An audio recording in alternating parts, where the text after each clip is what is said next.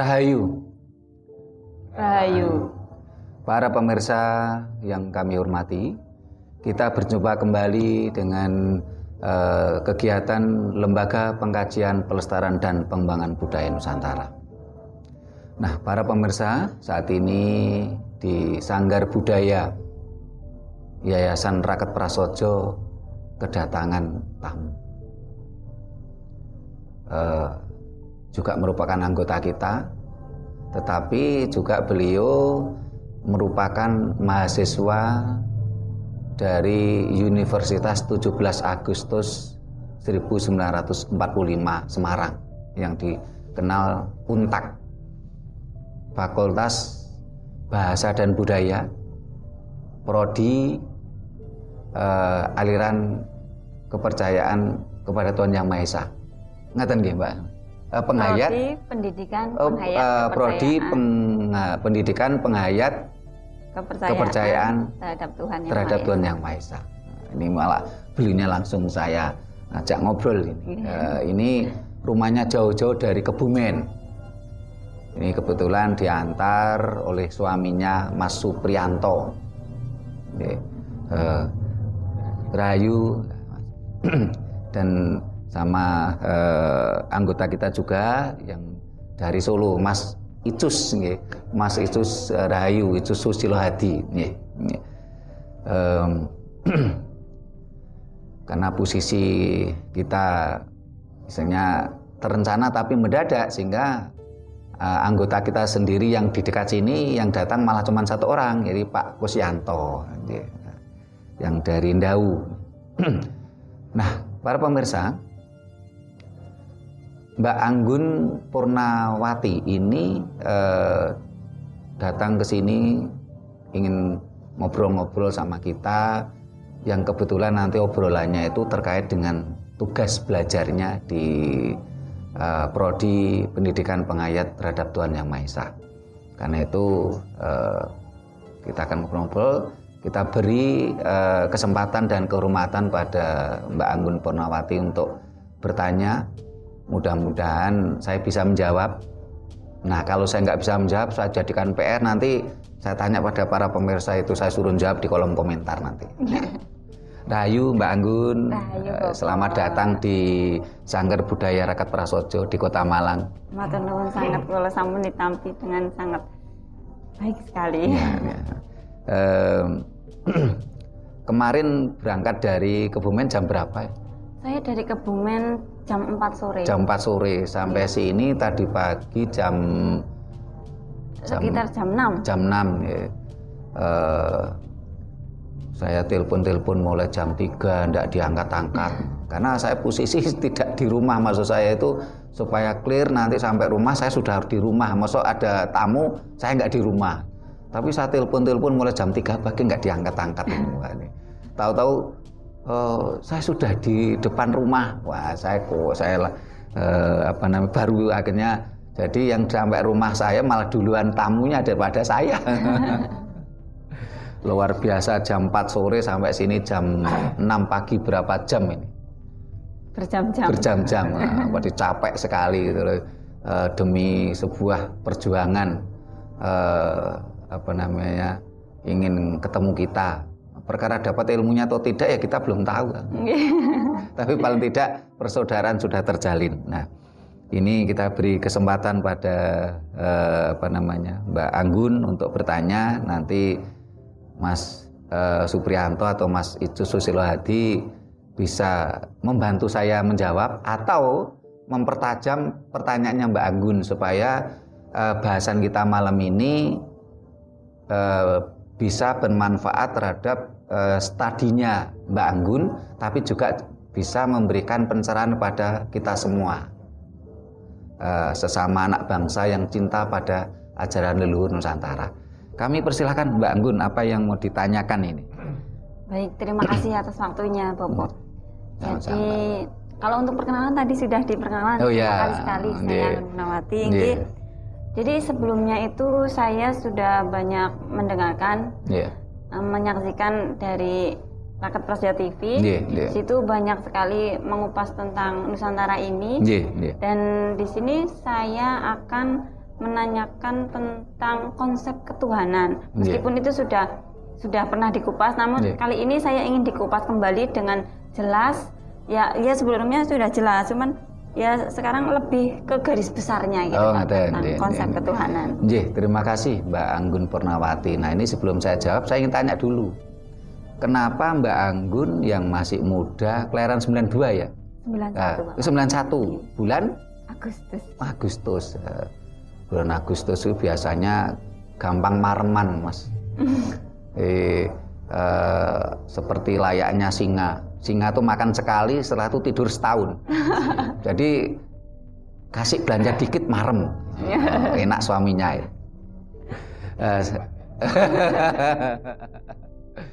Nah, saya ingin tanya dulu, kenapa Mbak Anggun yang masih muda, kelahiran 91, kok tertarik terhadap kepenghayatan, terutama ajaran leluhur Nusantara, khususnya ajaran Jawa ini?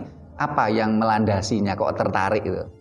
Yang melandasinya untuk saya itu, jadi awal-awalnya itu, jadi proses pandemi ini merupakan sesuatu yang sangat amazing bagi saya. Karena dari situ saya berhenti melakukan aktivitas seperti biasa. Sebelumnya saya bekerja menjadi tour guide atau tour leader. Nah, di situ saya berhenti karena adanya COVID. Dari situ saya mulai bingung nih mau bagaimana. Nah, di situ saya dengan adanya informasi terbuka, saya banyak bermain sosial media, saya mulai banyak membaca, meskipun saya kurang suka membaca aslinya. Nah, di situ saya semakin banyak tahu tentang ajaran-ajaran leluhur. Dan juga saya didukung oleh keadaan alam. Juga saya melihat flashback ke belakang bahwa di keluarga saya, bapak saya sendiri itu setiap Jumat Kliwon itu selalu mengadakan tentang ritual kecil-kecilan, meski itu hanya sesaji bunga, terus apa itu bubur merah putih, terus air air putih biasa dengan godong tawa. Nah di situ terus saya ingat juga waktu kecil itu saya nggak boleh ngaji. Ya sebenarnya kalau ngaji itu mungkin boleh ya, hanya saja waktunya itu mungkin bapak itu sukanya kalau kondur saking pasar. Nah itu anak-anaknya harus sudah di rumah. Sedangkan kondur itu kan sore. Nah ngaji itu biasanya sore. Nah itu bapak itu nggak suka kalau kondur niku wonten-wonten teng griya semangatan. Nah selain itu juga melihat lingkungan sekitar. Ternyata itu banyak sekali hal-hal yang menarik yang harus saya pelajari, bahwa selama ini ternyata itu saya terbuai atau tidur pulas dengan hanya dimanjakan oleh keadaan hingar-bingarnya dunia gitu.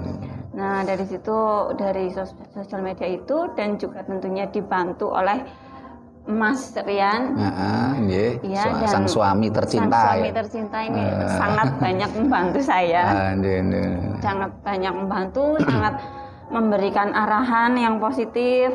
Terus juga ketika saya ingin kemana selalu disertai, saya tanya apa selalu dijawab. Dan tentunya jawaban-jawaban itu memberi saya itu terbuka. Jadi ketertarikan terhadap ajaran leluhur Nusantara itu mulai kecil atau setelah menikah? Enggak, saya tertariknya itu setelah pandemi. Jadi pandemi itu merupakan berkah. Jadi tertariknya setelah pandemi. Kenapa kok tertarik gitu loh? Kenapa tertarik? Ya saya merasa dari saya membaca itu ya saya tergugah. Oh ini tuh yang seharusnya saya lakoni, yang seharusnya saya ugemi itu sebagai orang Jawa itu seperti ini. Terus sekarang tuh saya melihatnya itu anak-anak muda itu jarang yang mau belajar tentang kejawaannya. Mereka itu semua melihat pasti pada ke asing, ajaran asing seperti itu, baik itu asing yang dari Timur Tengah maupun yang dari Barat kayak gitu. Pokoknya dari situ saya tergugah kayak gitu, Pak. Ingin banyak belajar. Luar biasa ini memang bejone sing duwe Mas Supriyanto ini, karena kalau kita jalan-jalan di kota Indonesia ini ya, ini kalau kita lihat di sepanjang jalan itu sulit itu loh kita menemukan wanita Indonesia. Ya Mas Icus ya. Dan para pemirsa pasti paham betul tuh kalau kita jalan-jalan saat ini sudah sulit menemukan wanita Indonesia. Di jalan paling-paling ketemu wanita Arab. Kalau nggak wanita Arab kita ketemu wanita Londo dengan rambut jagungnya gitu kan. Nah, cari wanita Indonesia sekarang sulit loh. Kemarin saya habis dari Gunung Merapi di Cangkringan itu saya jalan-jalan ke Borobudur sama Mas Admin sama istri kita ya, ya istri saya sama istrinya Mas Admin ya ke Borobudur. Loh, Borobudur itu kan peninggalan leluhur kita. Itu pengunjungnya nggak ada kok wanita Indonesia. Semuanya wanita Arab semua tuh. Ya kita kan prihatin. Ini sebenarnya ini bangsa Indonesia atau bangsa Arab? Ini luar biasa ini. Wah ini bejo sing duwe. Jadi wanita langka. Harus dilestarikan. Berarti menumbuhkan generasi penerus ini segera. Ya, ini luar biasa. Baik, saya jawab dengan pertanyaan tadi tentang konsep ketuhanan. Konsep ketuhanan di dalam ajaran Jawa atau di dalam budaya Jawa sebenarnya sudah saya kupas di channel YouTube Raket Prasojo TV, itu bahkan 2 season. Konsep ketuhanan Jawa 1 dan konsep ketuhanan Jawa season 2. Nah ini karena pertanyaan dari seorang mahasiswa.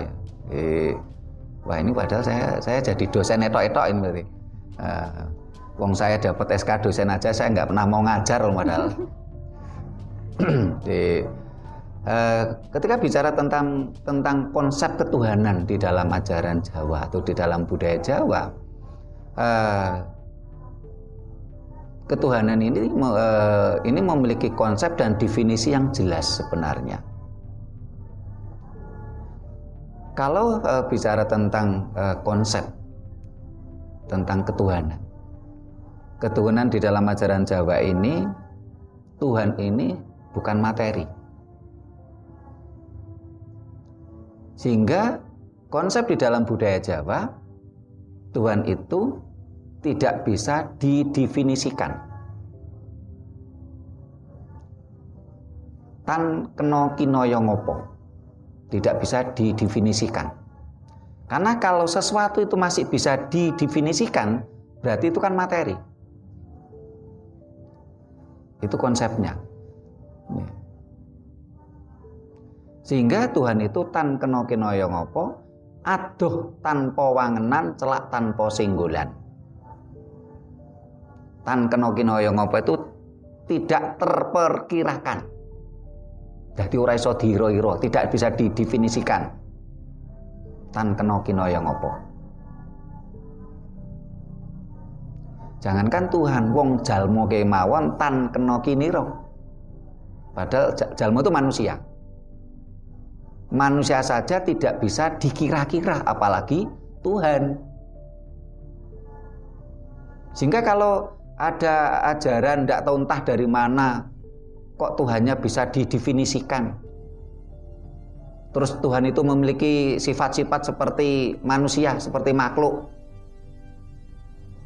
Yang welas asih, yang pendendam, ya, pemberi laknat. Nah, ini kita juga heran gitu loh. Tuhan kok masih bisa didefinisikan gitu loh. Sementara manusia saja tan kena kinira. Jalma tan kena kinira, manusia itu tidak bisa diperkirakan. Itu manusia gitu. Sehingga dalam bahasa lain, dalam peribahasa lain, sedalam-dalamnya lautan itu bisa kita jajaki, kita ukur. Tetapi dalam hatinya manusia itu tidak bisa diukur. Loh, manusia saja tan kena kinira, tidak bisa kita kira-kira. Loh, kok Tuhan kok bisa didefinisikan? Oh, Tuhan ini welas asih. Tuhan ini ternyata pendendam. Kalau kita melakukan perintah Tuhan dikasih reward. Kalau kita tidak melaksanakan, kita nih dihukum. Nah, kok seperti sifat manusia gitu loh. Karena saya ini sayang ke Mbak Anggun, Mas Supriyanto, Mas Icus ya. Datang ke sini saya suguhi makanan. Saya kasih minuman. Karena saya sayang gitu. Terus kalau nggak sayang, nanti setelah pulang saya cerita ke orang, "Wah, Mbak Anggun tuh orangnya jelek. Orangnya kurang ajar." Loh, lah kok konsep Tuhan kok seperti saya, seperti manusia gitu loh. Masih punya rasa sayang, masih ada rasa benci. Nah, kalau perlu, karena kemarin Mbak Anggun datang ke rumah saya, ini mandi tuh enggak pernah buang istilahnya sabunnya itu kotorannya. Awas ya, kalau kesini lagi enggak saya persilahkan tidur di rumah saya kasih hukuman gitu. Loh, kok Tuhan kok seperti manusia gitu.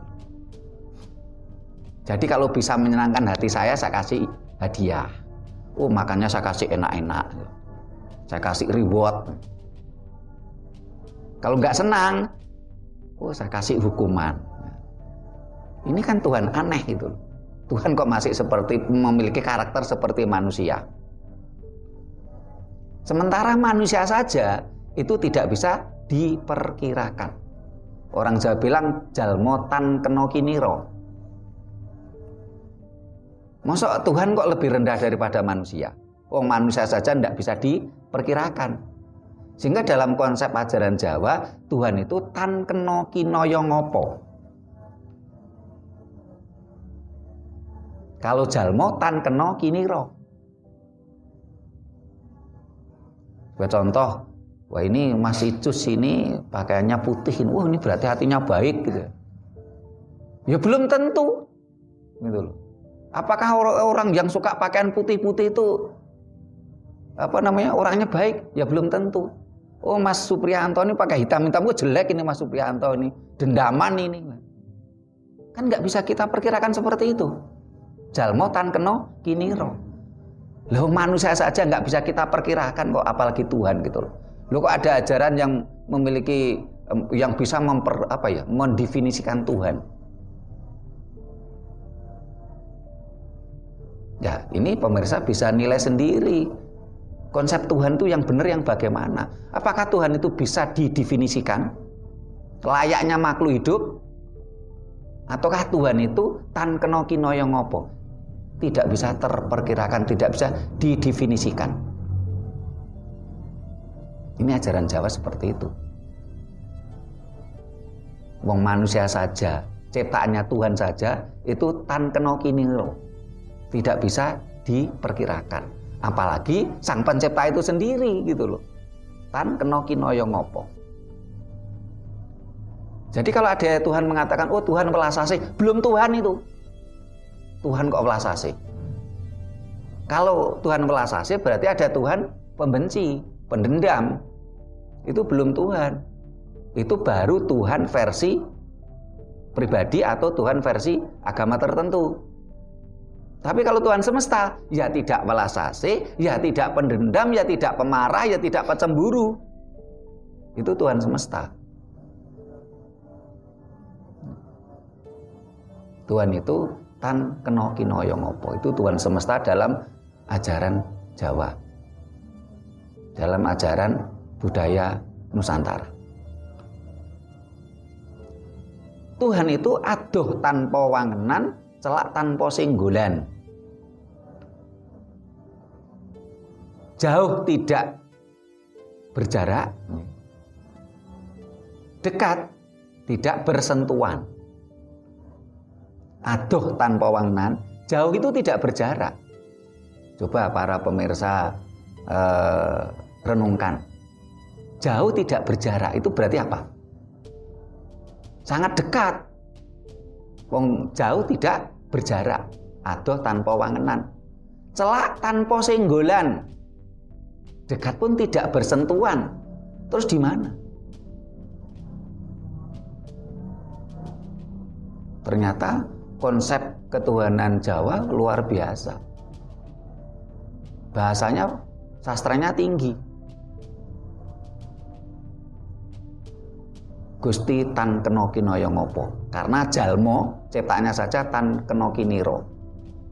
Adoh tanpa wangenan, celak tanpa singgulan. Jauh tidak berjarak, dekat pun tidak bersentuhan. Di mana?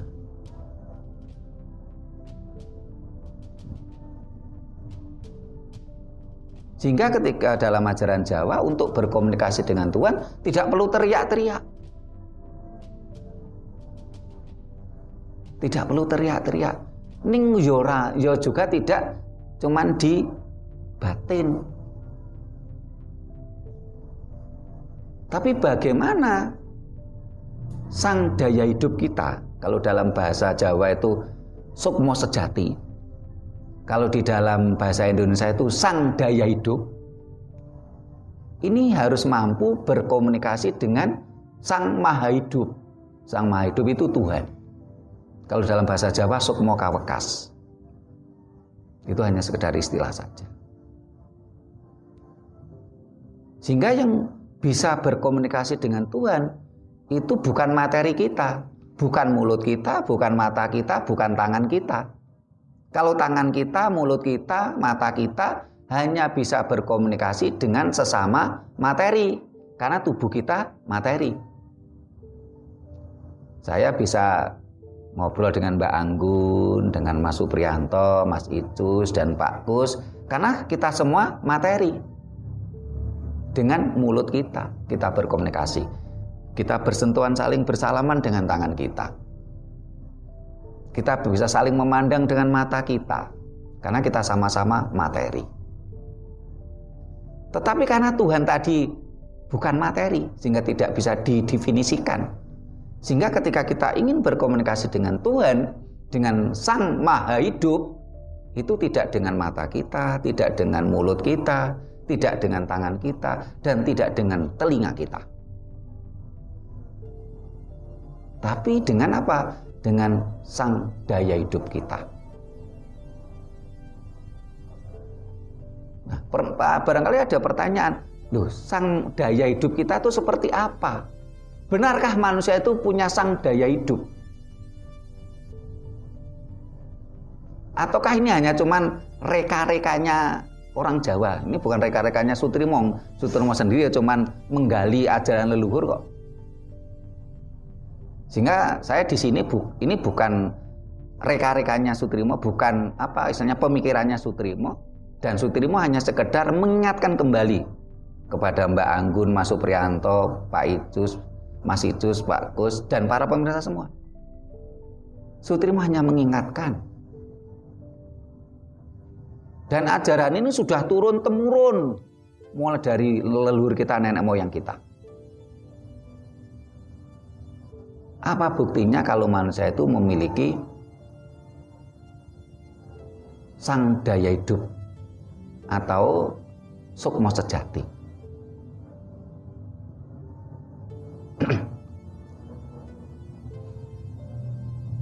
Gambarannya begini. Ya. Ketika bayi itu masih kecil, ini banyak fakta di lapangan. Termasuk kemarin kasusnya artis Vanessa Angel. Terjadi kecelakaan. Vanessa Angel meninggal, suaminya meninggal. Tapi anaknya selamat. Kenapa? Karena sang bayi tadi daya hidupnya masih kuat. Itu banyak terjadi, entah kecelakaan kereta api, kecelakaan apapun. Bayi itu terpental jauh, dia selamat. Ini pernahkah kita itu menyadari hal semacam itu? Jadi ketika kita bicara tentang ilmu Jawa, ajaran Jawa, ini kuncinya memang harus rasional atau tinimung nalar dalam bahasa Jawa, kasunyatan atau realistik. Jadi kalau ada orang bicara budaya Jawa kok tidak rasional dan tidak realistik, jangan dipercaya, itu bukan ajaran Jawa yang asli. Barangkali ajaran gadu-gadu atau ajaran bertopeng Jawa tapi isinya bukan Jawa. Kenapa bayi tadi masih hidup? Karena bayi tadi daya hidupnya masih kuat. Apa buktinya? Di dalam tubuh manusia ini ada daya hidup, ada daya nalar, ada daya rasa.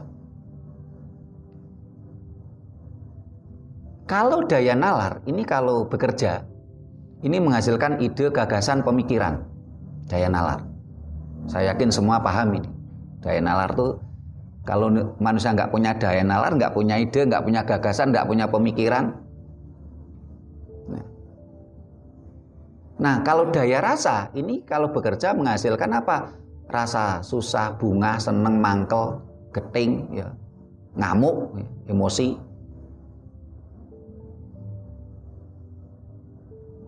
Nah, kita harus tahu kalau tadi kan outputnya daya nalar, ide, gagasan, pemikiran. Kalau daya rasa, outputnya apa? Susah, bunga, mangkol, seneng, dan sebagainya. Inputnya apa? Inputnya adalah sari-sari makanan. Sehingga kalau anak-anak sekolah itu sari-sari makanannya itu kurang gizi, ya, anaknya bodoh. Makanan bergizi tidak harus mahal loh ya. Nah, terus ada daya hidup. Daya hidup ini inputnya apa? Inputnya adalah sari-sari kehidupan. Sehingga banyak kasus ya. Bahkan di Amerika pernah ada berita itu bayi itu sengaja tidak diberi makan selama sekian hari. Bayi tadi masih hidup, masih bertahan. Karena daya hidupnya tadi menyerap sari-sari kehidupan.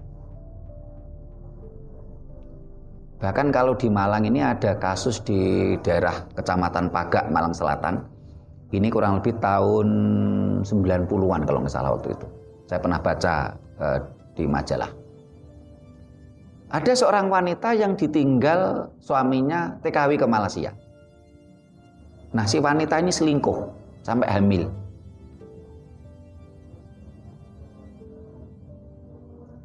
Setelah itu, karena wanita ini malu, dia melahirkan sembunyi-sembunyi.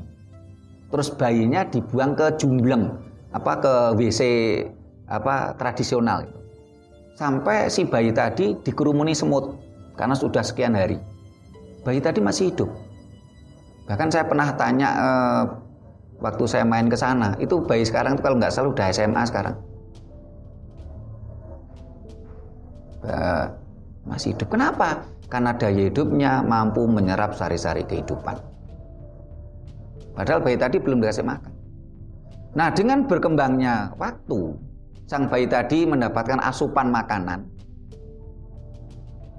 dari ibunya. Sepanjang dia masih minum ASI, no problem, daya hidupnya masih kuat. Tapi ketika dia mulai mendapatkan asupan makanan, sari-sari makanan, ini pelan-pelan daya hidupnya itu akan menurun. Dan daya nalar dan daya rasa itu mulai berfungsi.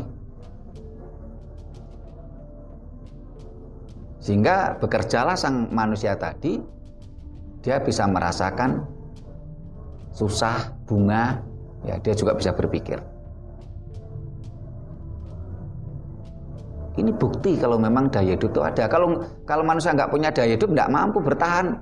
Bayi itu walaupun padahal nggak dikasih makan sekian hari. Ini banyak terjadi fakta-fakta di lapangan, termasuk kecelakaan. Ini paling viral kemarin ya Vanessa Angel itu. Ini tidak bisa dibantah gitu, ini fakta. Karena memang ajaran Jawa itu kudu tinumeng nalar, rasional. Kalau ada yang cerita tentang ajaran Jawa kok halusinasi, imajinasi, delusi, itu bukan budaya Jawa yang sebenarnya.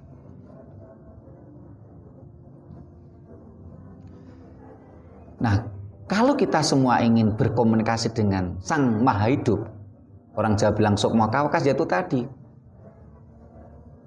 Bagaimana sang daya hidup kita ini mampu berkomunikasi. ada teorinya sendiri. Sehingga mohon maaf, tidak semuanya bisa saya sampaikan di publik. Sehingga kemarin itu Pak Soeharto dan Mas Eko Purwanto dari Purwodadi Grobogan itu ketika tanya di telepon saya jawab, ya Bapak, mohon maaf saya nggak bisa saya jawab lewat telepon, Pak Soeharto harus ke sini. Termasuk saya ajari bagaimana cara berkomunikasi dengan Tuhan. Sehingga nantinya supaya hidup sempurna, mati sempurna. Dan saya bilang ke Pak Soeharto di telepon supaya beliaunya nggak kecewa jauh-jauh dari Grobogan ke Malang. Pak, ini saya belajar tentang konsep loh Pak. Konsep hidup sempurna, mati sempurna. Tapi mohon maaf saya juga belum pernah mati loh Pak. Jadi Bapak pertimbangkan loh ya. Jangan jauh-jauh ke Malang nanti kecewa. Saya sampaikan konsepnya seperti ini. Bapak jalani. Perkara buktinya bagaimana ya mohon maaf saya juga belum mati gitu loh. Tetapi secara rasio kita bisa berpikir gitu loh.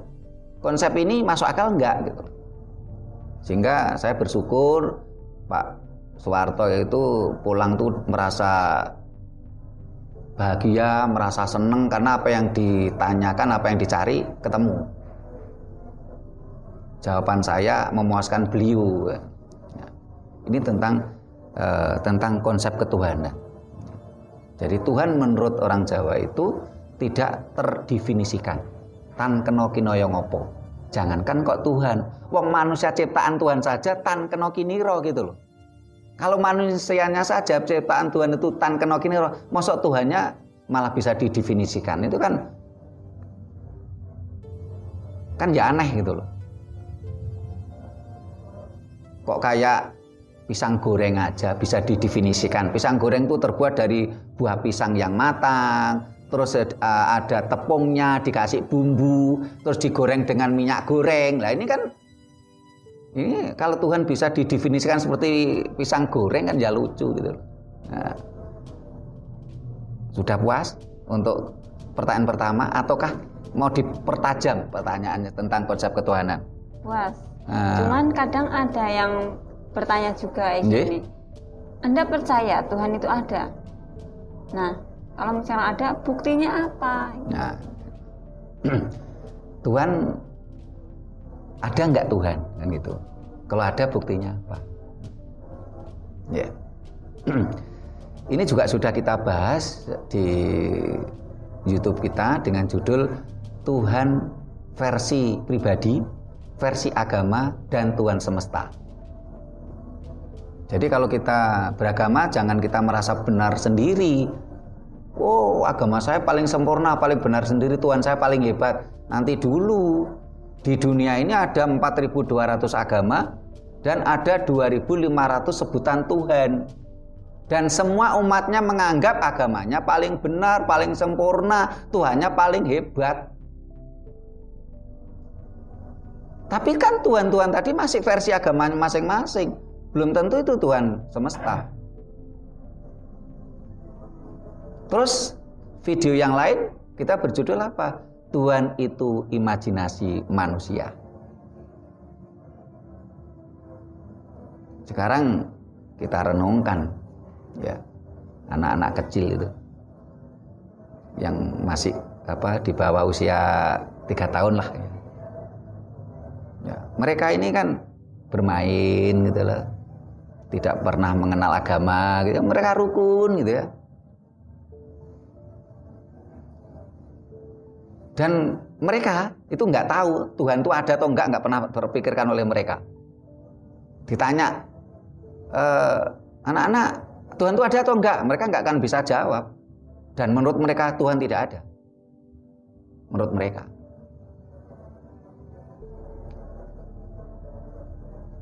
Setelah itu sang orang tuanya ya, atau ketika dia sekolah mulai TK, ya mulai orang tuanya dulu lah di lingkungannya.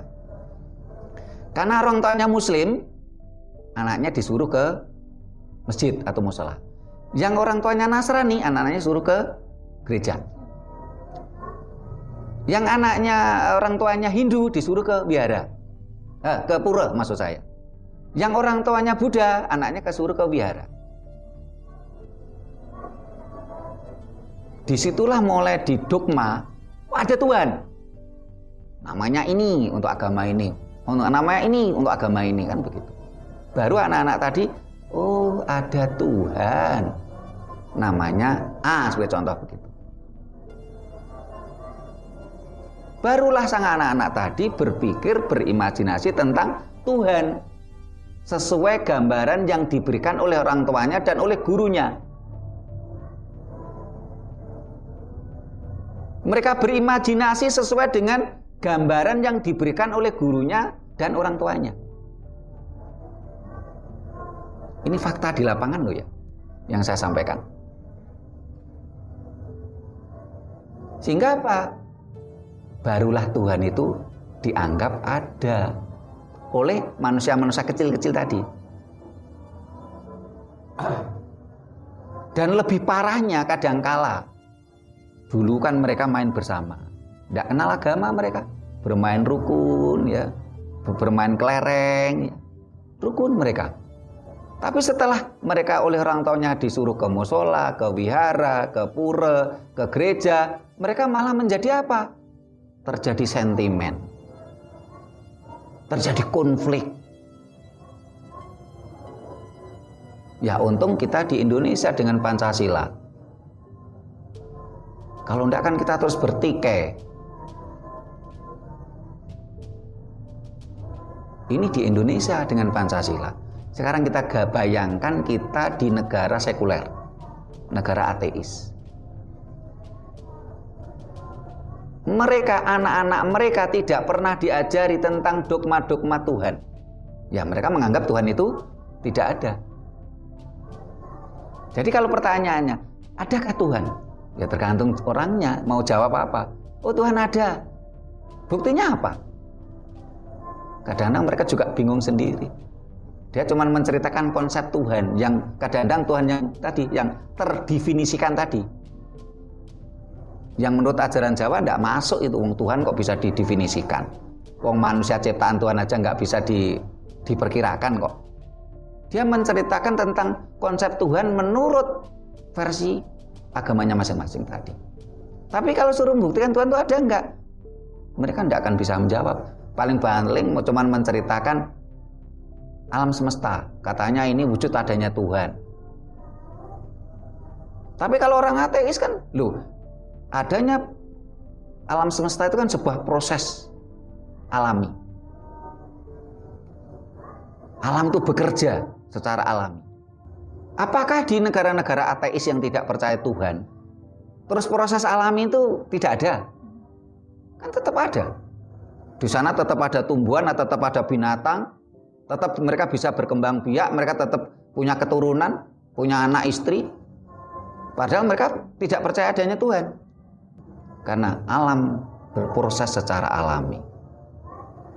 Kalau di dalam ajaran Jawa itu dasar utamanya adalah serat teles. Serat teles itu alam semesta. Jagat cilik, jagat gede, mikrokosmos, makrokosmos. Sehingga kalau pertanyaannya, adakah Tuhan? Ya, tergantung manusianya. Kalau manusianya sudah terdogma suatu ajaran yang dogmatis, dia akan mengatakan ada. Tapi kalau disuruh jawab, buktikan, tidak bisa. Paling dia akan cerita tentang konsep Tuhan yang terdefinisikan menurut ajarannya tadi. Dia tidak mampu membuktikan keberadaan Tuhan. Paling-paling cuma cerita, oh ini ada bulan, ada bintang, ini kan bukti kekuasaan Tuhan, ini ciptaan Tuhan. Itu kan menurut versi mereka. Sementara di negara lain yang ateis, yang tidak percaya pada Tuhan, apakah di sana tidak ada bulan bintang? Ada. Apakah di sana tidak ada binatang? Ada. Apakah di sana tidak ada pepohonan? Ada. Karena alam akan terus berproses secara alami.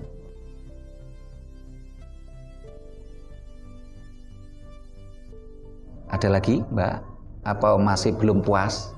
Sudah. Jelas sekali. Terima kasih banyak. Terus dengan adanya tadi tentang Tuhan seperti itu ya, yang saya amati sekarang itu banyak sekali ajaran-ajaran Nusantara yang mulai muncul. Yeah. Ya nggak mulai sih, sudah ada yang sudah lama, cuman baru berani. Yeah, gitu. yeah. Nah di situ saya melihat dari presentasi-presentasi teman-teman saya, gitu, itu sepertinya benang merahnya itu hampir sama, hampir gitu sama. kan. Yeah. Nah di situ saya itu ingin tahu yang sebenarnya itu pada titik apa ya, yang sebenarnya yang intinya itu ajarannya yang utama itu yang bagaimana dan di mana aslinya. Yeah. Kalau kita bicara tentang ajaran leluhur Nusantara, khususnya ajaran Jawa, mohon maaf saya bilang Jawa itu bukan berarti suku Jawa loh ya. Jadi para pemirsa bisa simak YouTube kita yang berjudul Ajaran Jawa, Ajaran yang Universal, tidak memihak bangsa Jawa. Jadi Jawa itu tidak dalam arti suku Jawa. Jadi ajaran Jawa ini ajaran yang universal, tidak memihak bangsa Jawa. Bahkan keturunan suku Jawa sendiri belum tentu bisa jadi Jawa. Tetapi walaupun keturunan Inggris, Belanda, Prancis, Arab, Cina, Eropa ini bisa menjadi Jawa dengan cara berproses.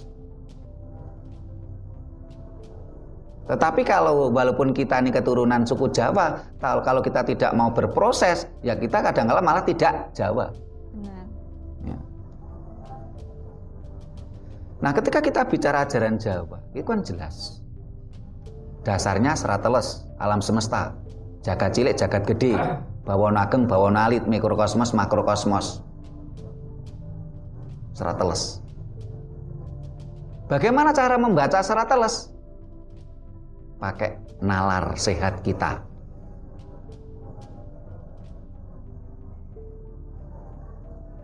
Sehingga di dalam ajaran Jawa itu tidak ada dogmatis. Pokoknya kudu ngene, pokoknya ngene, kamu harus percaya. Tidak bisa. Ajaran Jawa tidak seperti itu. Harus tinemuin nalar. Harus rasional dengan akal sehat kita. Tidak bersifat dogmatis. Sehingga karena sumbernya itu sama, serateles, dan cara berpikirnya dengan akal sehat, tinemuin nalar dan kasunyatan atau realistik, sehingga akan muncul benang merah yang sama. Contoh saja, orang Jawa tidak mengenal reward ya, ataupun hukuman dalam kehidupan, tidak mengenal dosa dan pahala, tidak mengenal reward dan sanksi orang Jawa, ajaran Jawa. Tetapi ajaran Jawa hukum alam. Apa itu? Sapa nandur ngunduh.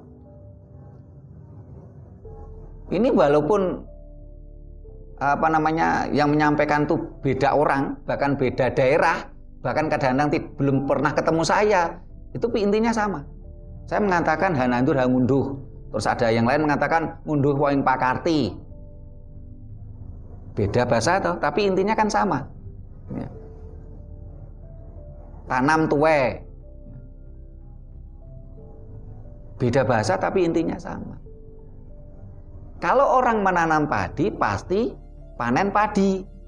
Tidak mungkin orang menanam padi panennya semangka. Ini kan sesuatu yang real, ya, rasional, ya, real, realistik. Sehingga pasti ada benang merahnya, walaupun penyampaiannya berbeda. Itulah ajaran leluhur kita. Sehingga kenapa ajaran leluhur kita sudah mulai jauh-jauh sebelum Masehi, sudah ada. Tapi kenapa kok tidak pernah ada yang membukukan? Ya karena memang ajaran Jawa itu ajaran sejati.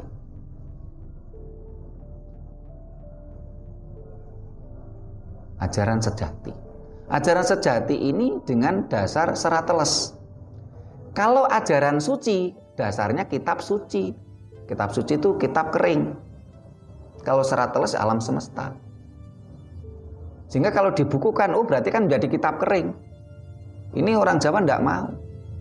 Karena serateles alam semesta itu terus dinamis. Nut ilining banyu. Kalau nanti dibukukan kan menjadi kaku. Kita bukukan tahun ini gitu ya. Terus 50 tahun lagi belum tentu cocok. Apalagi kok sampai 1500 tahun yang akan datang. Wong 50 tahun ke depan aja belum tentu cocok kok. Tapi kalau dengan dasar Aristoteles tadi, alam semesta, jagat cilik, jagat gede, dan cara memahaminya, cara membacanya itu dengan akal sehat, tinimingalalan kasunyatan, tentunya akan terus sesuai dan tidak akan hilang tergilas oleh perkembangan zaman. Tetapi kalau serat kering, lama-lama akan ditinggalkan oleh manusia karena tidak lagi relevan dengan perkembangan zaman. Itu Mbak ya, apa tadi pertanyaan tadi yang terakhir, Jangge? Yang pertanyaan kedua tadi? Yang pertanyaan kedua itu ajaran Nusantara itu benar-benar ada dan selalu ada benang merahnya. Terus ada pertanyaan lagi. Nah, setelah itu ampun tegang, Mbak. Cono, ini dilihat penonton ini sudah didampingi suami tercinta kok masih tegang gitu loh. Nah, berdasarkan tadi yang dijelaskan oleh Bapak itu kan bahwa masyarakat Nusantara ini mengugemi kitab teles. Ya, serat teles bukan kitab teles. Kitab itu bahasa Arab soalnya. Serat teles. Serat teles. Nah, serat teles itu kan berarti menuju ke Memayu Hayuning Bawono. Nah, ketika kita sampai ke Memayu Hayuning Bawono itu bagaimana Memayu Hayuning Bawono itu bagaimana ke penerapannya terhadap kita, terus dampak positif dan dampak negatifnya. Terima kasih. Bagaimana dengan konsep Memayu Hayuning Bawono? Jadi memayu hayuning budaya, memayu hayuning bawana, memayu hayuning bangsa, memayu hayuning budaya. Itu tatarannya seperti itu. Nah, ketika kita bicara tentang memayu hayuning bawana, kita selalu harus bersinergi dengan bawana. Bawana itu alam semesta. Bawana alit, bawana ageng. Mikrokosmos, makrokosmos, kita harus bersinergi. Jadi memayu hayuning bawana itu maknanya kita harus selalu bersinergi. Harmonisasi dengan semesta. Harmonisasi mikrokosmos dan makrokosmos. Dalam ajaran Jawa punya konsep manusia itu bagian dari alam semesta. Kalau kita merusak alam semesta berarti kita merusak diri kita. Di dalam tubuh manusia ada 4 anasir alam, tanah, air, api, dan udara. Di jagat tubuh manusia itu kan jagat cilik, mikrokosmos. Di makrokosmos, jagat gede juga ada 4 anasir alam. Tanah, air, api, dan udara. Kadang-kadang saya sebut karbon, oksigen, hidrogen, dan nitrogen. Jadi kalau manusia adalah bagian dari alam semesta. Sehingga ajaran Jawa manusia harus harmonisasi mikrokosmos, makrokosmos. Ajaran Jawa tidak menyatakan bahwasanya manusia itu adalah pemimpin di muka bumi. Jadi di dalam ajaran Jawa tidak ada konsep kalau manusia itu adalah pemimpin di dunia atau di muka bumi. Kenapa? Kalau punya konsep manusia itu adalah pemimpin di muka bumi, di dunia, berarti ada konsep subjek dan objek. Manusia sebagai subjek, dunia sebagai objek. Kalau konsep seperti ini, manusia cenderung akan keakuannya tinggi, arogansinya tinggi. Nah, ini jangankan kok 100 orang, ini 5 orang saja sudah konflik. Loh, saya pemimpin loh ya, Anda harus nurut loh ya. Harus bayar upeti ke saya. Karena ada konsep manusia pemimpin di muka bumi. Saya pemimpin loh ya, Anda harus nurut, harus bayar upeti. Nanti sebelum pulang awas kumpulkan duit loh ya. Nah, Mas Supriyanto juga begitu. Nggak bisa Pak Trimo, saya yang pemimpin. Anda harus nurut ke saya. Mas Supriyanto juga bilang gitu. Nah, Mas itu juga begitu. Nggak bisa Pak Trimo, saya yang pemimpin. Anda harus nurut pada saya. Karena ada konsep subjek dan objek. Sehingga di mana ada ajaran seperti ini, di situ pasti ada konflik. Karena apa? Jangankan 100 orang berlima ini aja udah konflik. Nah, ajaran Jawa tidak mengajarkan seperti itu. Kita semua adalah bagian dari alam semesta. Nek dijiwit loro, jangan jiwit. Kalau dicubit sakit, jangan mencubit. Kalau milikmu saya ambil, kamu sakit hati, ya jangan ngambil milik orang lain. Ojo juga darbe yang lian. Ajaran Jawa seperti itu. Jadi ajaran Jawa tidak ada ajaran mengatakan, oh manusia itu pemimpin di muka bumi. Tidak. Manusia adalah bagian dari bumi. Manusia bagian dari alam semesta. Ini namanya memayu hayuning bawono. Dampak positifnya jelas. Kebersamaan, tidak saling merusak. Sehingga dulu ya leluhur kita, kalau ada pohon besar, di situ ada mata airnya, itu dikasih sesaji. Leluhur kita ngasih sesaji ke pohon besar tadi bukan menyembah pohon, tapi ingin harmonisasi alam semesta. Karena ketika membawa sesaji tadi nanti kan dimakan semut, dimakan cacing, makhluk hidup semua ini dikasih makan, harmonisasi. Selain itu pohon besar tadi menjadi apa? Sisa-sisa sesaji tadi kan jadi pupuk, diserap oleh makanannya oleh tumbuhan tadi. Akhirnya apa? Tumbuhan tadi menghasilkan apa? Oksigen yang dibutuhkan manusia. Dan tumbuhan merupakan penyimpan air yang dibutuhkan manusia juga. Inilah ajaran semesta, inilah ajaran harmonisasi mikrokosmos makrokosmos. Tetapi kalau ajaran lain, oh ini pohon besar ini ada setannya ini.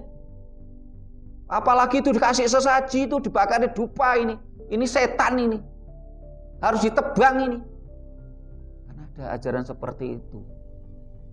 Saat ini kita sudah banyak kehilangan mata air. Bumi kita semakin panas. Sehingga jangan salah paham, leluhur kita dulu dengan sesaji di pohon besar bukan menyembah pohon. Kalaupun diguyoni nyembah pohon, kalau menurut saya masih bagus. Kenapa? Loh, pohon tadi kan ciptaan Tuhan. Loh, kita lebih baik menyembah pohon yang ciptaan Tuhan toh daripada kita menyembah sesuatu ciptaan manusia. Entah itu walaupun katanya, oh ini dulu yang membangun ini nenek moyang saya ini. Tapi kan tetap ciptaan manusia. Mulia mana ciptaan manusia dengan ciptaan Tuhan? Ini kalau dibuat sak goblok-goblok eleh mikir gitu loh. Tapi kalau kita mau menganalisa, leluhur kita tidak menyembah pohon. Pohon tadi dirawat dengan baik, dikasih sesaji, kita berdoa di situ, kita sakralkan ya. Ini kan itu tadi. Ini harmonisasi mikrokosmos makrokosmos. Supaya apa? Loh, sesaji tadi kan ngasih makan semut, cacing, dan binatang-binatang kecil, serangga-serangga itu. Semuanya butuh dikasih makan gitu loh. Nah, itu jelas kan, jadi memayu hayuning bawono itu sangat jelas dan positif, tidak ada negatifnya. Coba kita renungkan dengan konsep memayu hayuning bawono dalam ajaran Jawa tadi, negatifnya apa coba? Ya, kalau saya setuju dengan Bapak, nggak ada negatifnya. Cuman kan ada juga yang mempunyai pendapat itu, misalkan kalau kita membakar dupa atau membakar kemenyan, lah itu asapnya apakah jadi polusi udara atau enggak gitu. Terus kita juga ada juga penghayat kepercayaan yang mempunyai mantra-mantra tersendiri yang menghasilkan suara. Apakah itu merupakan polusi suara atau bukan? Gitu. Kalau kita bicara ajaran leluhur Nusantara, dupanya kan dupa herbal. Dupa herbal ini terbuat dari tanaman. Dupa herbal tadi asapnya tidak merusak paru-paru. Bahkan bisa menjadi semok disinfektan dan aromaterapi. Dan dupa herbal ini bisa didaur ulang. Karena pohon tadi ditebang untuk buat dupa, tanam lagi. Nah, leluhur Nusantara tidak pernah mengajarkan pembuatan pemakaian dupa kimia. Tetapi akhir-akhir ini saya lihat di pasaran banyak dupa kimia. Ini yang saya prihatin sekali.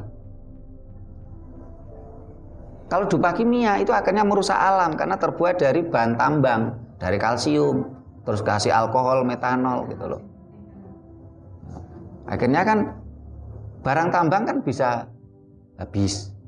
Akhirnya akan terjadi hukum alam. Kalau kita banyak mengeruk bahan tambang, entah itu kalsium, entah itu taruhlah pasir gitu aja.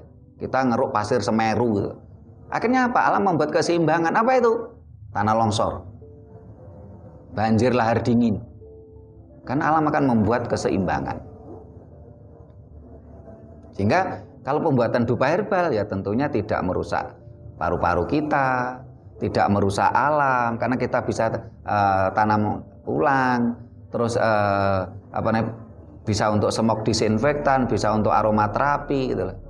Ya paling tidak para pemirsa Raket Prasojo, kalau Anda memakai dupa jangan pakai dupa kimia, pakai dupa herbal.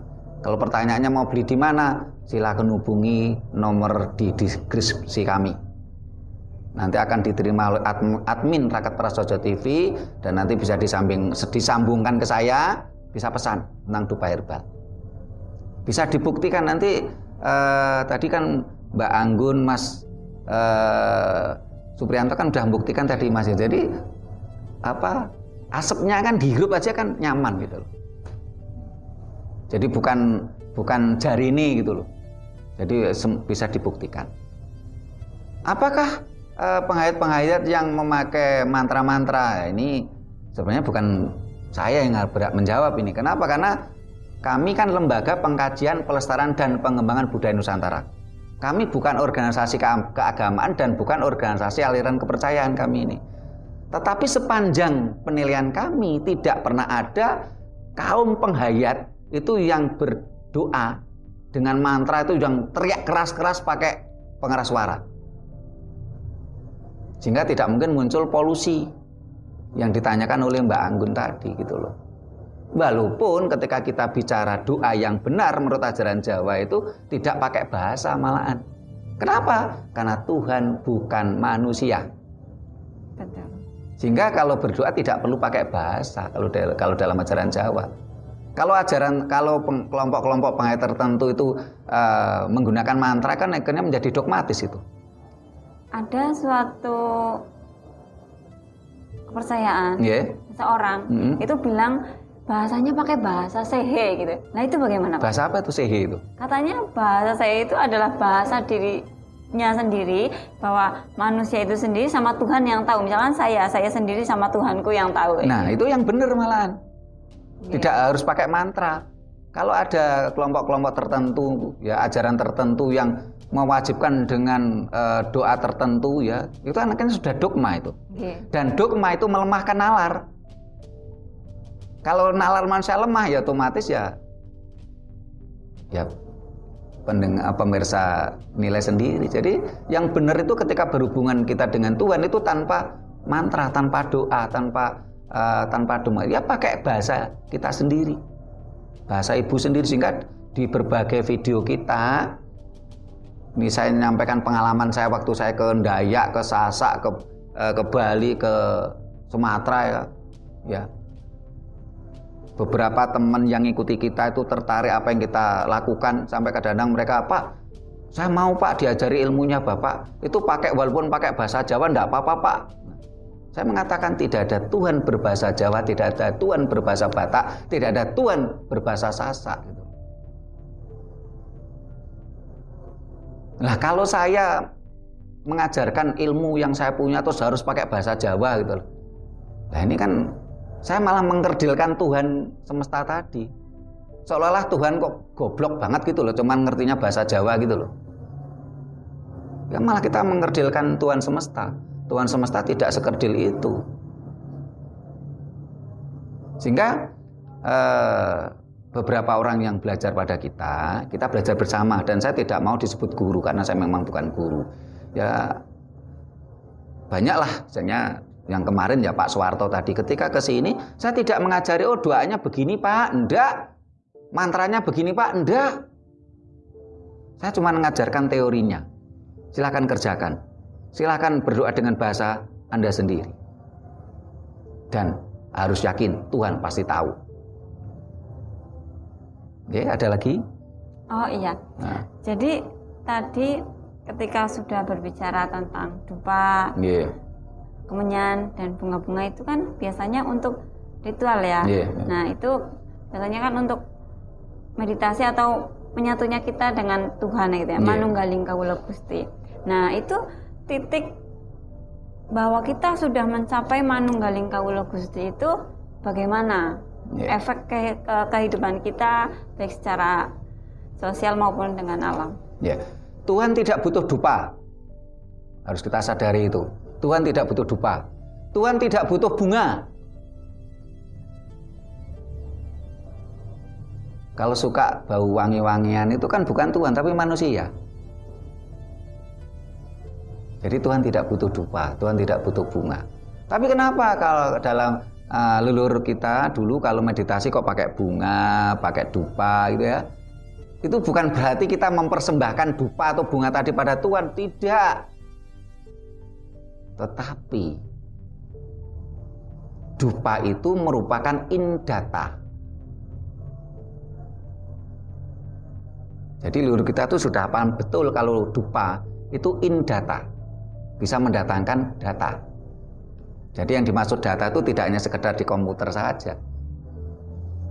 Tetapi leluhur kita juga mengenal tanaman yang namanya istilahnya non data, yang bisa menolak data. Itu ada.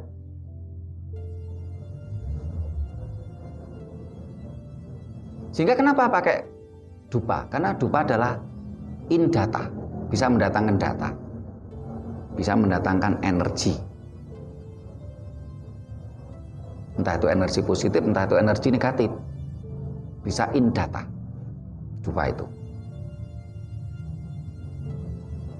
Sehingga perkara sudah kita jelaskan juga di video kita tentang tata cara dan doa bakar dupa. Semua tergantung keinginan dan tujuan sang manusia gitu loh. Jadi pemakaian dupa itu bukan berarti menjadi salah atau menjadi benar itu manusianya, bukan dupanya.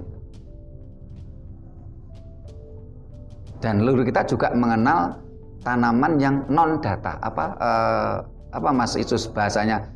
Kalau indata lawan katanya apa? In kan mendatangkan ya. Nah, ini menampik menolak. Ada. Nah, ini ada, tapi untuk saat ini belum saya sampaikan ke pemirsa. Dan ini asli ilmu leluhur kita. Ya. Dupa merupakan indata dan ini bisa dibuktikan secara ilmiah.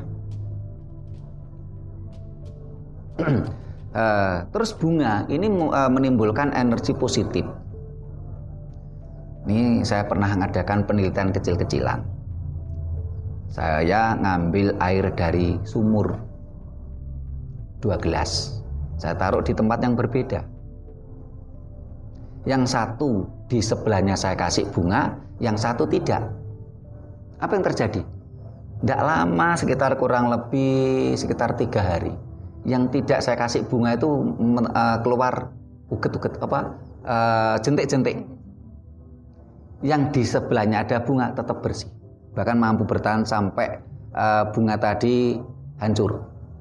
Walaupun bunga tadi kering tetap masih punya pengaruh energi positif. Dan ini ternyata kemarin bahkan sempat ada sarjana Jepang tuh yang mempelajari itu, yang meneliti secara ilmiah. Kalau ternyata sesaji itu bisa mengeluarkan vibrasi energi positif kesekian kilometer.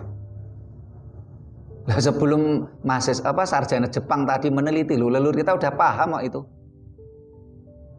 Bahkan waktu saya melakukan penelitian sederhana tadi tentang air sumur tadi, ini saya lakukan awal saya siaran di radio tahun 98. Saya sudah lakukan itu. Jadi sebelum saya ngomong ke publik tentang sesuatu, itu saya sudah mencoba membuktikan dulu. Inilah ajaran Jawa. Fenomenalar atau rasional, realistik atau kasunyatan.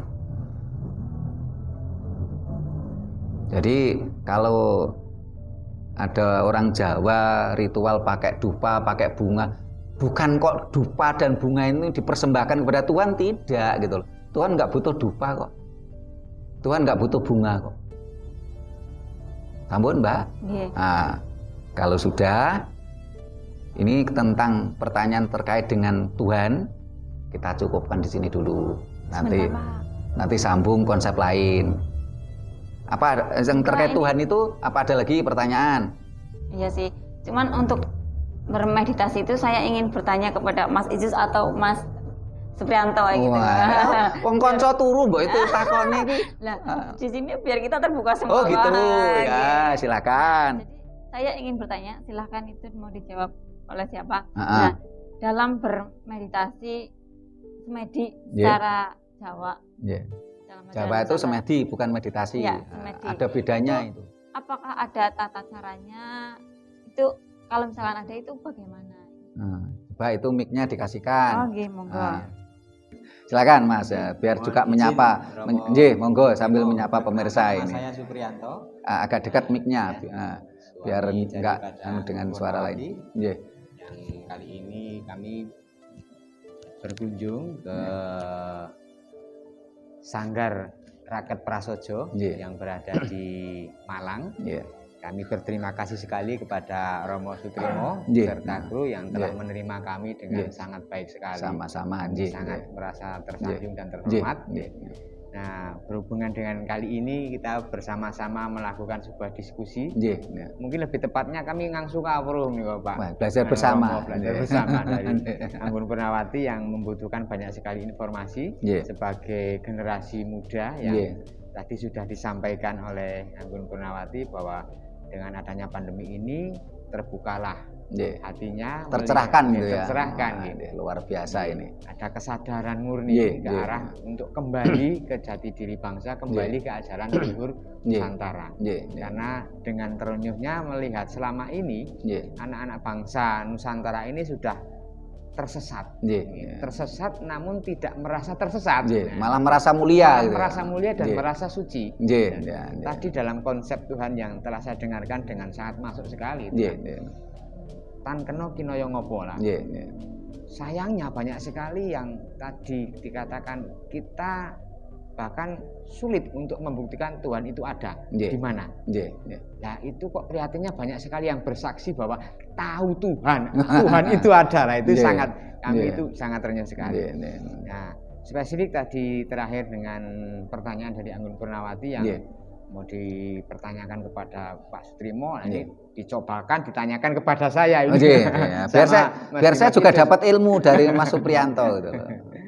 Jadi selama ini begini Romo Sutrimo, meditasi secara Jawa yang saya pelajari turun-temurun dari informasi baik orang tua kami, simbah buyut kami ataupun sesepuh-sesepuh yang berada di lingkungan sekitar kami berada. Jadi pada intinya adalah cara manekung atau samadhi itu kita berada di tempat ibadah. Jadi tempat ibadah bagi orang Jawa itu bisa di mana saja. Jadi bisa di rumah ataupun di perjalanan sekalipun, di pinggir sungai ataupun di hutan. Apabila dirasa hati kita kerentek untuk melakukan samadhi, kita bisa melakukan di mana saja. Itu merupakan semua tempat di alam semesta ini merupakan tempat ibadah bagi orang Jawa.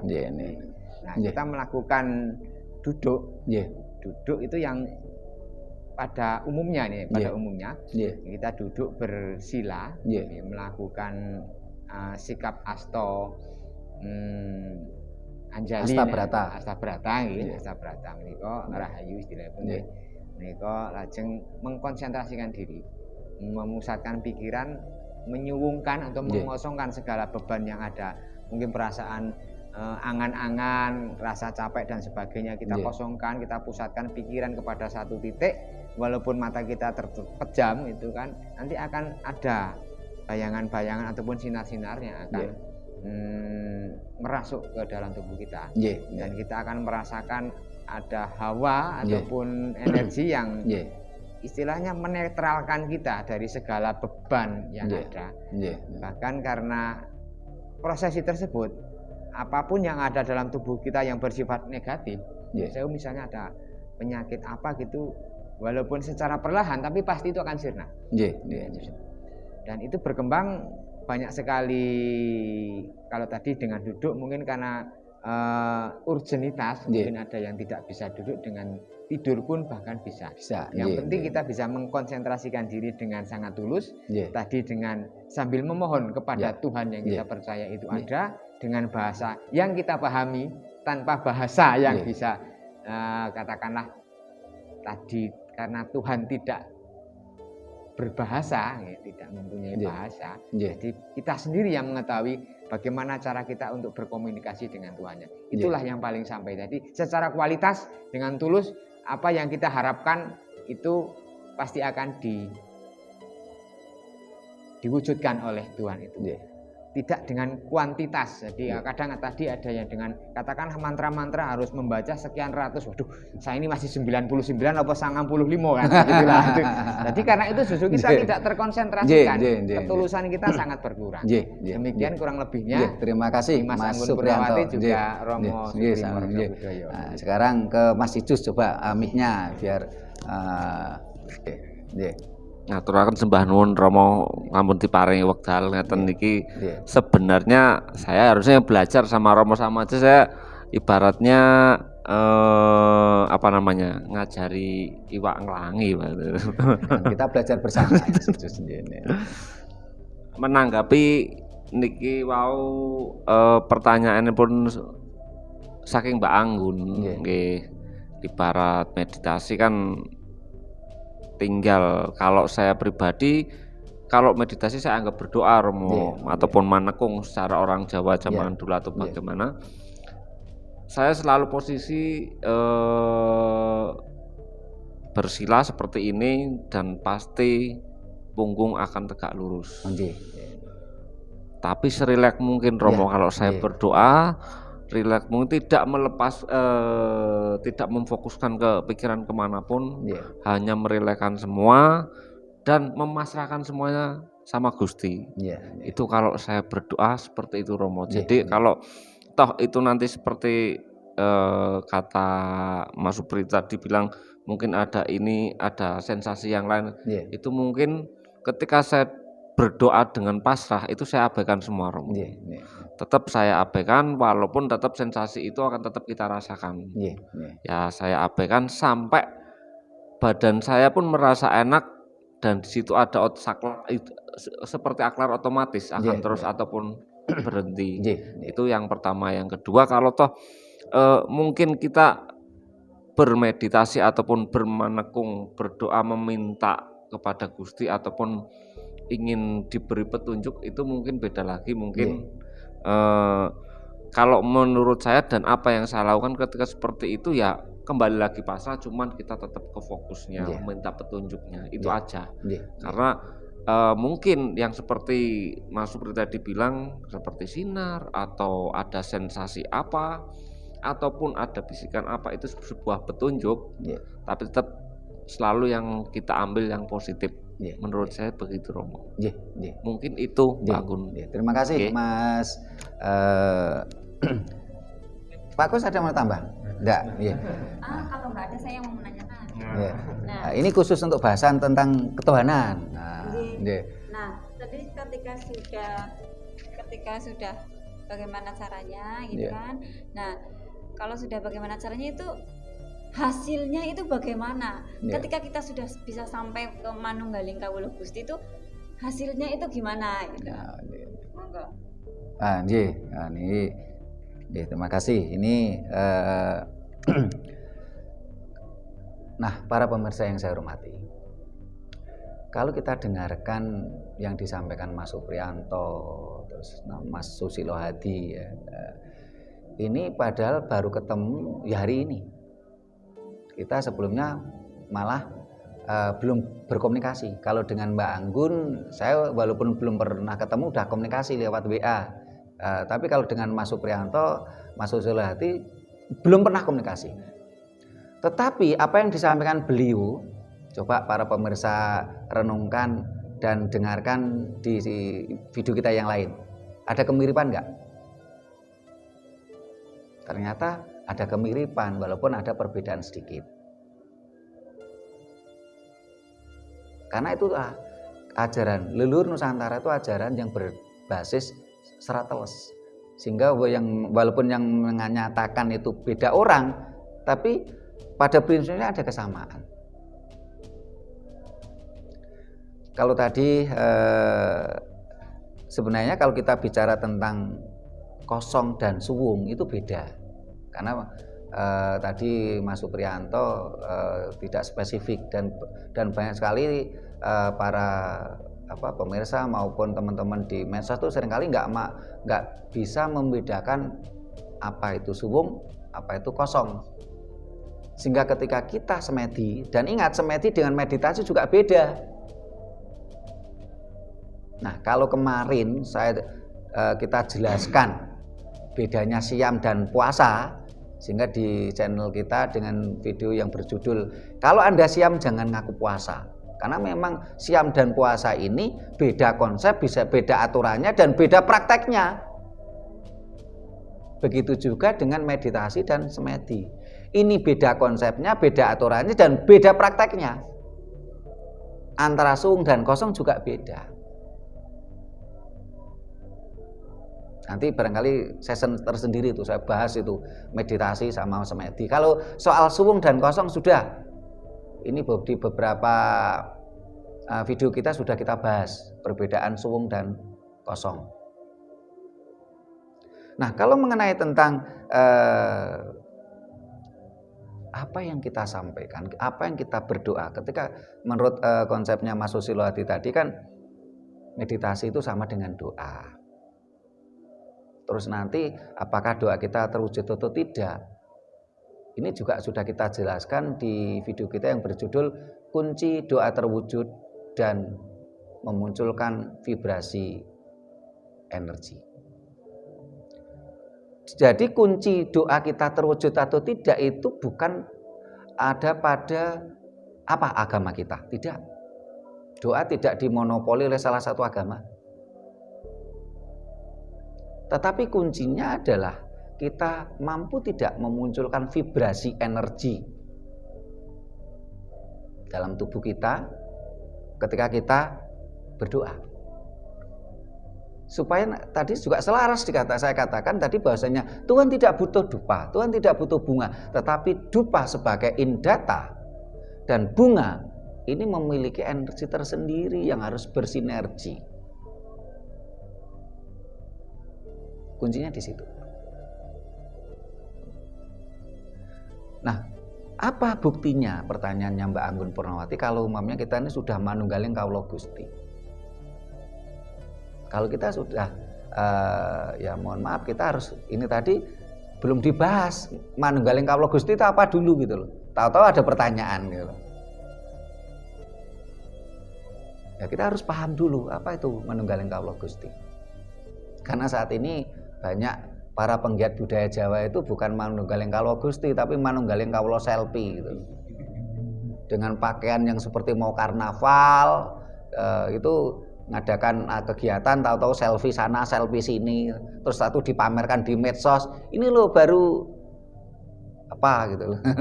Ritual apa atau sarasana apa. Jadi ketika kita seseorang itu indikatornya apa? Kalau kita ini sudah manunggaling kawula Gusti. Kalau kita indikatornya manusia yang sudah manunggaling kawula Gusti adalah sabdo dadi. Itu indikatornya, apa yang diucapkan terwujud sabdo dadi. Dan juga apa yang dilakukan, apa yang dipikirkan, apa yang diucapkan, ya, dipikirkan, diucapkan, dilakukan. Ini sinergi dengan semesta.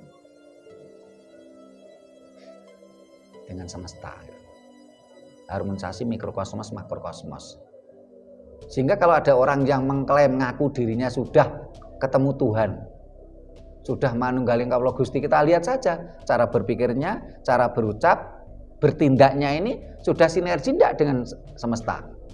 Kalau enggak berarti ya dia omong kosong, dia cuman ngaku-ngaku. Sehingga kalau orang bijak malah tidak berani ngaku. Kita semua masih belajar. Ngaten nggih indikatornya Mbak Anggun. Masih ada lagi. Ini untuk konsep ketuhanan ini. Nggih, Pak. Terima kasih semua jawabannya. Dan yang terakhir ini loh Pak. Terakhir ini. Jadi setelah seneng kita tambah ini. Setelah kita bahas dari tadi, sepertinya menurut saya udah sangat lengkap, sangat detail. Semoga nanti bisa saya cerna. Nah, apakah saya boleh tahu Bapak itu sumbernya itu dari mana? Soalnya kadang itu saya ya jujur saja kayak ada tugas buku terus itu harus ada sumbernya gitu. Barangkali apakah saya boleh tahu Bapak itu sumbernya dari mana dan apakah sumber itu bisa diakses oleh semua orang atau hanya orang-orang tertentu? Sumbernya itu semua bisa mengakses. Tadi sudah kita sampaikan bahwasanya ajaran leluhur Jawa, ajaran leluhur Nusantara ini basicnya adalah secara teles, alam semesta. Bagaimana kita mencernanya, bagaimana kita membacanya secara teles tadi? Dengan akal sehat, dengan nalar sehat, kan semuanya bisa mengakses. Ajarannya kan sederhana sekali itu. Semuanya bisa mengakses, semuanya bisa membaca. Tidak cuma saya, tapi semua. Kalau nalar kita sehat, ya. Kalau orang Jawa bilang, Nduk, pikiranmu aja landep dengkul gitu. Nah, supaya pikiran kita itu cerdas, tidak landep dengkul, kuncinya apa? Kita jangan mabuk dogma. Entah itu dogma asing maupun dogma lokal. Sehingga, mohon maaf ini banyak pemirsa yang berkali-kali tanya, Pak itu doanya bakar dupa bagaimana loh? Lah saya udah berkali-kali bilang, Rakat Prasojo tidak mengajarkan dogma, kok masih tanya gitu loh. Yuk silahkan pakai bahasanya sendiri-sendiri gitu loh. Karena itulah kenapa leluhur kita dulu cerdas. Abad ke-7 ya, di Eropa masih gelap gulita, bangsa kita sudah mampu membuat Borobudur dan Prambanan. Di relif Borobudur sudah ada kapal jung besar. Leluhur kita sudah menguasai samudra. Kenapa? Karena leluhur kita tidak mabuk dogma. Mereka berpikir cerdas, mereka berpikir dengan nalar sehatnya. Lah kok saat ini keturunannya goblok-goblok? Kita mabuk dogma, menghamba pada bangsa lain. Kita sudah jadi budak tapi masa merasa mulia. Hanya diiming-imingi janji fata morgana. Bahkan yang menjanjikan pun juga tidak bisa membuktikan. Ingat, ketika suatu bangsa mabuk dogma, pasti SDM-nya rendah.